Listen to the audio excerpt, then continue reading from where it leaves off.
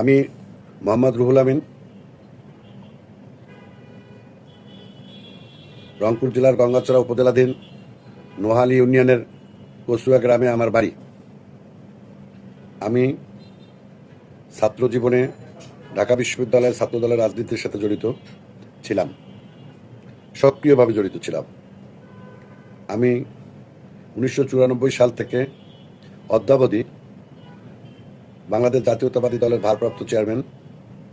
উন্নয়নমূলক কিছু কর্মকাণ্ড করে এই এলাকার মানুষের আস্থা, ভালোবাসা, শ্রদ্ধা অর্জন করতে চাই এবং আমার দল যদি আমাকে মনোনয়ন দেয় তাহলে আমি ধানের শীষ মার্কা নিয়ে নির্বাচন করতে চাই। দল যদি আমাকে মনোনয়ন না দেয়, আমার চরম শত্রুকে মনোনয়ন দেয়, তাহলেও দলীয় আদর্শে বুকে ধারণ করে আমি অবশ্যই তার নির্বাচন সক্রিয়ভাবে করব। এই অভিব্যক্তি সকল মিটিংয়ে আমি প্রকাশ করি। গঙ্গাচড়া উপজেলা আহ্বায়ক, গঙ্গাচড়া উপজেলা স্বেচ্ছাসেবক দল। আগামী জাতীয় সংসদ নির্বাচনে আমরা চাই, বা আমি ব্যক্তিগতভাবে চাই, রুহুল আমিন ভাই যেন মনোনয়ন পায়। রুহুল আমিন ভাই দীর্ঘদিন 16 বছর আগে ভাড়াটিয়া তারাও গঙ্গাচড়া বাঁচাও একটা স্লোগান ছিল। তো এই স্লোগানের মেন নায়ক হইলেন এই রুহুল আমিন ভাই। উনি তাৎক্ষণিকভাবে সেই সময় আমাদের গঙ্গাচড়ায় উন্নয়ন ফোরাম নামক একটি কমিটি করেছিলেন। সেই কমিটির প্রতিষ্ঠিত সভাপতি উনি। জাতীয়তাবাদী দল বিএনপির ছোট্ট একজন কর্মী হিসেবে বলতে চাই, আমাদের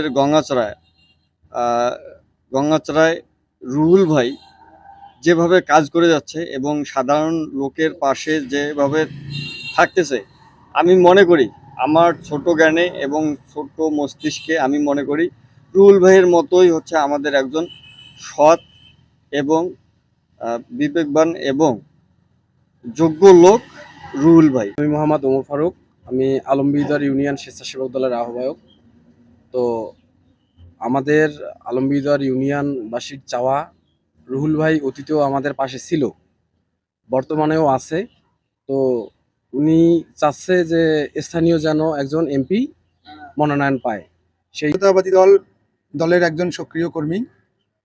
আমাদের গঙ্গাচড়া যার দ্বারা উন্নয়ন হবে, গঙ্গাচড়াবাসী যার দ্বারা উপকৃত হবে এবং কেন্দ্র যাকে নমিনেশন দেবে আমরা তার হয়ে কাজ করব। বিএনপি যদি রুহুল ভাইকে মনোনয়ন দেয় গঙ্গাচড়া উপজেলার জন্য জনগণের কাজ করার, আমাদের নোহালী ইউনিয়নের কৃতি সন্তান রুহুল ভাই আমাদের মাঝে দেখাশোনা করেছে, আমাদেরকে সহযোগিতা করেছে।